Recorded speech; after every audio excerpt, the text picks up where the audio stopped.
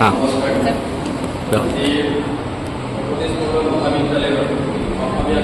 কি কোৱা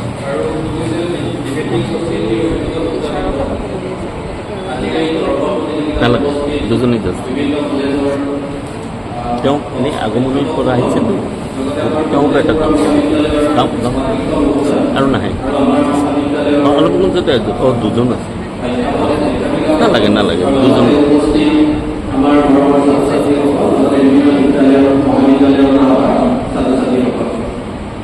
আজি আমাৰ দৰ্শন প্ৰতিযোগিতাৰ বিষয় হৈছে কৃত্ৰিম বুদ্ধিমত্তা ভৱিষ্যত প্ৰজন্মৰ বাবে নিয়মসমূহৰ সৃষ্টি কৰিব। পোনপ্ৰথমতে মই সম্বৰ্ধনা জ্ঞাপন কৰিব বিচাৰিছোঁ। পোনপ্ৰথমতে মই আমাৰ প্ৰমোদেশ বৰুৱা মহাবিদ্যালয়ৰ অধ্যক্ষ মহোদয় কল্যাণ দাস ছাৰক আমাৰ বিভাগৰে সহকাৰী পাঠ্যাধিকা নিকুতি দাসক সম্বৰ্ধনা জ্ঞাপন কৰিব মই অনুৰোধ জনালোঁ।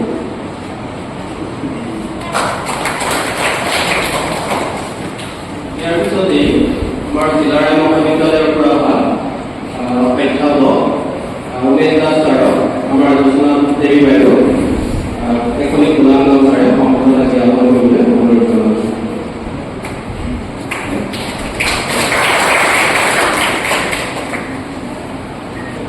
ইয়াৰ পিছতে আমাৰ মহাবিদ্যালয়ৰ ইংৰাজী বিভাগৰ অধ্যাপক ডক্টৰ অমিতাভ ৰঞ্জন কামু ছাৰক এখনি গোলাম গাঁও ছাৰে আমাৰ পাৰ্টি সুদান বাইদেউ সম্বৰ্ধনা জ্ঞাপন কৰিবলৈ অনুৰোধ জনাইছোঁ।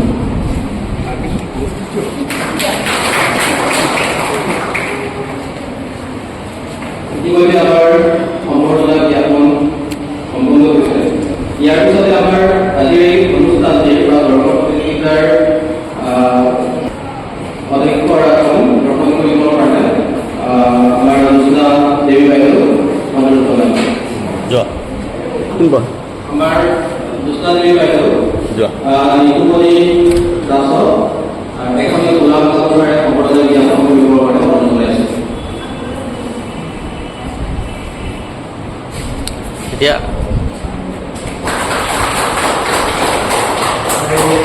আজিৰ অনুষ্ঠানটি ব্যৱসায় সম্পূৰ্ণ কাৰণে জ্যোৎস্না বাইদেউ ওপেন কৰব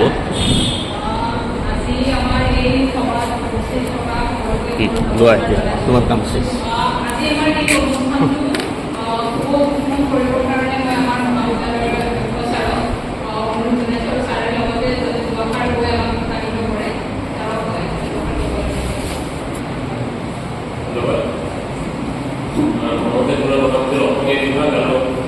ডিবেটিং সোসাইটিৰ যৌথ প্ৰচেষ্টা আজ এটি তৰ্ক প্ৰতিযোগিতা আয়োজন কৰা আছে। তেওঁলোকৰ এই যৌথ প্ৰচেষ্টাক সমাপন জনাইছোঁ। লগতে আমাৰ ওচৰৰ যিসকল কলেজৰ পৰা পাৰ্টিচিপেণ্টছ আহিছে সকলোকে মই আজিৰ এই প্ৰতিযোগিতাখনলৈ আদৰণি জনাইছোঁ।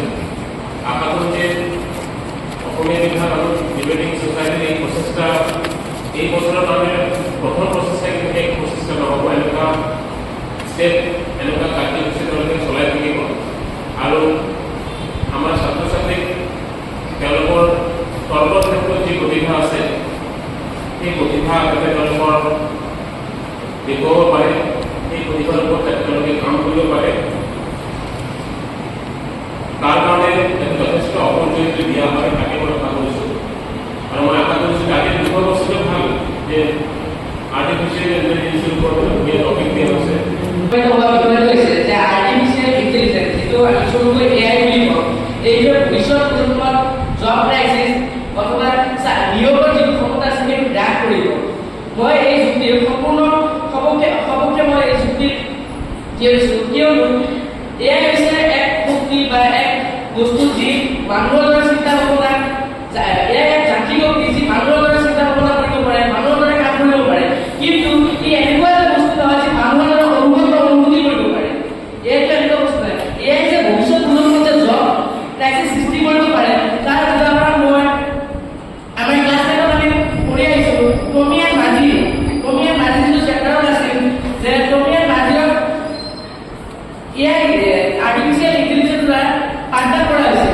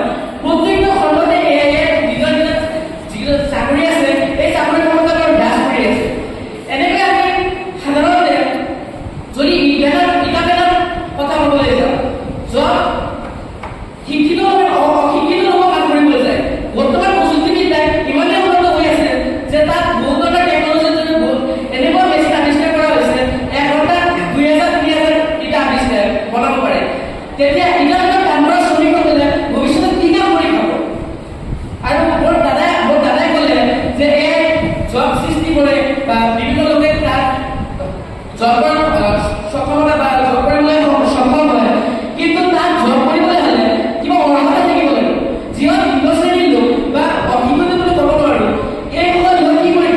ভৱিষ্যত প্ৰজন্মক সিহঁতকতো নিয়োগৰ ব্যৱস্থা কৰি দিব লাগে, কিন্তু এই ব্যৱস্থাটো মানুহৰ আমাৰ মাজৰ পৰা আঁতৰাই দিয়াৰ সম্পূৰ্ণ প্ৰচেষ্টা চলি আছে। সেয়া মাননীয় অধ্যক্ষ মহোদয়া, মই এই যুক্তিটো সম্পূৰ্ণ সমৰ্থন কৰোঁ আৰু ভৱিষ্যতত যাতে এয়াই বস্তু মানুহৰ বৰ্তমান অৱস্থা যেনেকুৱা আছে তেনেকুৱাই যদি চলি থাকে সেইটোৱে মই বিচাৰোঁ। এইখিনি মই অংশগ্ৰহণ কৰি আজি সদনত উত্থাপিত হোৱা বিধেয়কখনক মই সম্পূৰ্ণৰূপে সমৰ্থন জনাই মই মোৰ যুক্তিসমূহ এইকাৰণে আগবঢ়াইছোঁ যে বৰ্তমান সময়ত ইয়াৰ অত্যাধিক ব্যৱহাৰে কেৱল চাকৰি সংকটত পেলাই নহয়, আমাৰ যিসমূহ পুৰণি যিসকল চাকৰি কৰি আছে বৰ্তমান সময়ত তেখেতসকলক বিমূৰত পেলাইছে। এইকাৰণে যে বৰ্তমান সময়ত ইয়াৰ অত্যাধিক ব্যৱহাৰে বিশেষকৈ যিসকল চৰকাৰী কৰ্মচাৰী ইয়াৰ বিষয়ে ইমানখিনি জ্ঞাত নহয় তেখেতসকলক বিমূৰত পেলোৱাৰ পৰিৱৰ্তে তেখেতসকলক চিন্তিত কৰি পেলাইছে। দ্বিতীয়তে ভাৰত মন্ত্ৰালয় আৰু বিশ্ব শ্ৰমিক সংস্থাই অনুমান কৰিছে, এটা বিশেষ সমীক্ষাত অনুমান কৰিছে যে অনাগত দিনত কেৱল চাকৰি হেৰুৱাই নহয়, বিশ্বৰ প্ৰায় 7.5 কোটি শ্ৰমিকক বা চাকৰিয়াল যিসকল চাকৰি কৰি আছে তেওঁলোক সেইসমূহ চাকৰি বৰ্তমান বন্ধ হ'ব, যাৰ ফলত যিসকল চাকৰি কৰি আছে অনাগত দিনত যিসমূহ পদত নিযুক্তি দিব লাগিছিল সেইসমূহ সম্পূৰ্ণৰূপে বন্ধ হোৱাৰ ফলত সেই যিসকল শ্ৰমিকে চাকৰি লাভ কৰিব বা যিসকল চাকৰি কৰি আছিল তেওঁলোকে বিমূৰত কৰিব।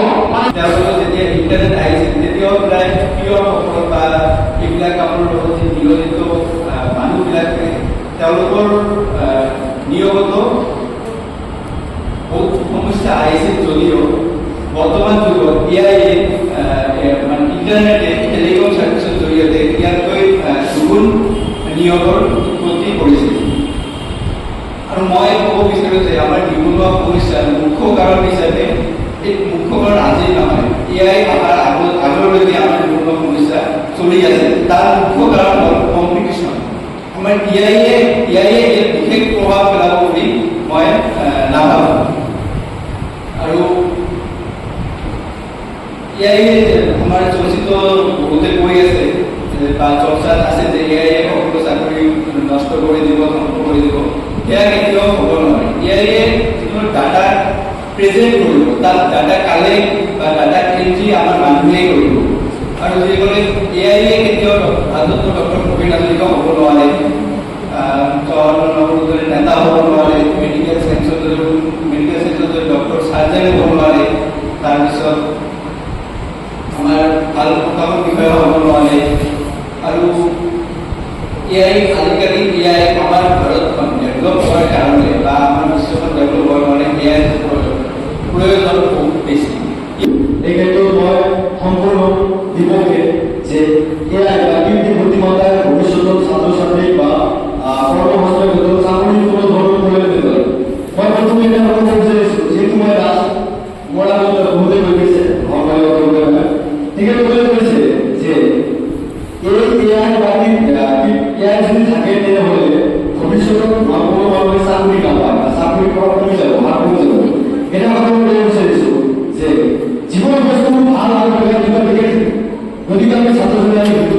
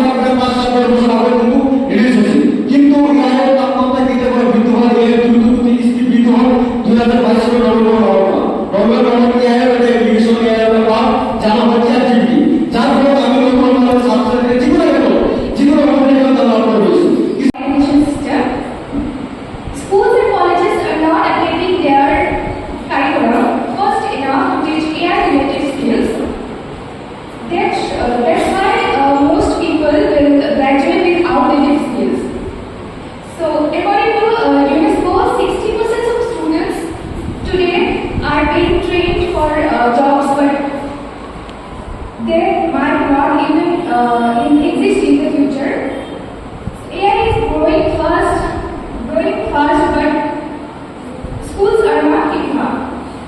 So that many students, many people end up jobless. What is even worrying that human creativity also be replaced.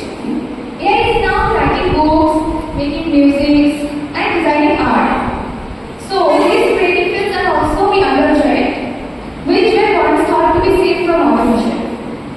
And this challenge reminds us that creativity alone may not be enough to secure job in the future. And finally, let's face the reality. AI systems can work 24/7 without any breaks, without any salaries, without holidays. So this makes them more attractive to companies than human workers. Thanks, Ms. Motion. Today, our motion name is AI will create software assets for future generation. And I stand against this motion. I think when the internet emerged, there were similar concerns about soft process. And the same fear arose when the computer were introduced. However, now we can see that such advancement have led to the new job opportunities, and I think AI will provide new job opportunities for future generation. Historically, revolutionary technologies have created entirely new sectors. For example, web development, cyber security, data analysis, AI ethics. AI is expected to spawn new roles like AI trainers, prompt engineers, and model auditors. AI augments human capabilities, enabling workers to be more efficient. For instance, generating AI design, coding, and learning how professional in less time, potentially boosting job satisfaction, the creativity and output. AI helps in economic growth and development and increased demand. Productivity gains often translate into cheaper goods and services, higher wages, and growth in demand for human-centric service like arts, hospitality, health, and wellness. Many AI works based in tandem with human oversight, the renewables using AI analysis, the customer service agents assisted by AI, or teachers supported by AI tutors, which maintains or even explains rules. Workers in the street routine tasks to higher value activities, for example, managers, creative designers, and AI oversight or strategic roles. This including job quality overall. Government can intervene for universal income, while subsidize returning grants and public sector job programs ensure. কৃত্রিম বুদ্ধিমত্তা মানব বুদ্ধিমত্তা অনুকরণ করে যন্ত্রটার কাম করার একটা প্রযুক্তি কি বর্তমান সময়ে বহুভাবে সর্বত বিশেষভাবে এই অগ্রগতি মানুষের ঘুরিয়ে ভয়ঙ্কর হত্যার সম্মুখীন হয়েছে যেটা ভবিষ্যৎ প্রজন্মের জীবন সম্মানীয় মহোদয় উদাহরণস্বরূপে বেংগল কথা ক'ব পাৰোঁ বেংকত আগত বহুতো সমস্যাই আছে কিন্তু এতিয়া আমাৰ মোবাইল বেংকিঙে এইবোৰৰ প্ৰয়োজনীয়তা কমাই দিছে তাৰ দ্বাৰা এটা ক'ব পাৰোঁ তাৰ দ্বাৰা যান্ত্ৰিক ৰবটৰ আগমনে হাজাৰ হাজাৰ কৰ্মচাৰী বৰ্তমান প্ৰভাৱিত হৈছে সম্মানীয় মহোদয় কৃত্ৰিম বুদ্ধিমত্তা কেৱল শাৰীৰিক কামে নহয় মানসিক বুদ্ধিমত্তাৰ কামত দখল কৰি লৈছে ডাটা এনালাইচিছ মেডিকেল ডায়েগনষ্টিক্স ট্ৰান্সলেটৰ এইবোৰত কৃত্ৰিম বুদ্ধিমত্তা মানৱতকৈ অধিক যাৰ ফলত আমাৰ ভৱিষ্যত প্ৰজন্মৰ ডাক্তৰ ইঞ্জিনিয়াৰ শিক্ষক এইবোৰো জব সম্পন্ন কৰিব সম্মানীয় মহোদয় অলপ আগতে আমাৰ বিপক্ষে কোৱা এটা বক্তাই ক'লে এআই যিমান সংখ্যক চাকৰি সংকট সৃষ্টি কৰিব তাতকৈ বেছি ক্ৰিয়েট কৰিব মই সেইবোৰৰ যদি মানুহে অলপ ক্ষমতা অনুমতি দিয়ে মই সেইবোৰৰ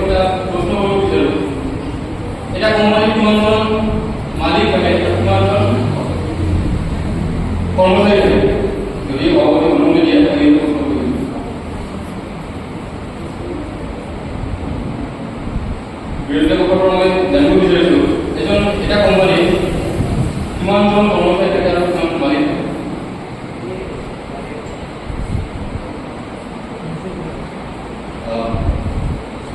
কিমানজন? 2জন, 5জন, 10জন, 50জন? এটা কোম্পানীৰ মালিক তাতকৈ বেছি হ'ব নোৱাৰে, কিন্তু এটা কোম্পানীৰ কৰ্মচাৰী বহুত থাকে। আমি জানো যে এয়াই মানুহতকৈ অধিক তীব্ৰ, যাৰ বাবে কোম্পানীসকল কাক বিচাৰিব? কোম্পানীসকল প্ৰফিটেবল হ'ব। আৰু এইটো চবেই জানো মানুহে কি এয়াই কোম্পানীৰ বাবে বেছি কৰিব। মানুহৰ ডিমাণ্ড আছে, চাকৰি লাগে, কিন্তু এয়াই একো প্ৰয়োজন নাই। পুনৰুদ্দীপক যদি আমাৰ হৈছে তেতিয়াহ'লে এই তৰ্ক আদি এই বিষয় তেতিয়াহ'লে প্ৰাসংগিক হ'ব বুলি মই ভাবোঁ। আৰু অসমীয়া বিভাগৰ ফালৰ পৰা আপোনালোকক আটাইকে মই পুনৰবাৰ অভিনন্দন জনাইছোঁ। বিশেষকৈ ল'ৰা ছোৱালীসকলে তেওঁলোকে এই এটা কাৰেণ্ট ইছ্যুৰ ওপৰত তেওঁলোকে প্ৰস্তুতি লৈছে। ইয়াতে তেওঁলোকে সুন্দৰকৈ প্ৰতিফলিত কৰিব পাৰিছে আৰু এই প্ৰতিফলন তেওঁলোকৰ জীৱনত ঘটক মই এই আশা কৰিয়ে অসমীয়া বিভাগৰ স্কুলৰ পৰা আটাইকে পুনৰবাৰ শুভেচ্ছা জনাই। First prize, Mustafizur Rahman, Chilarai College.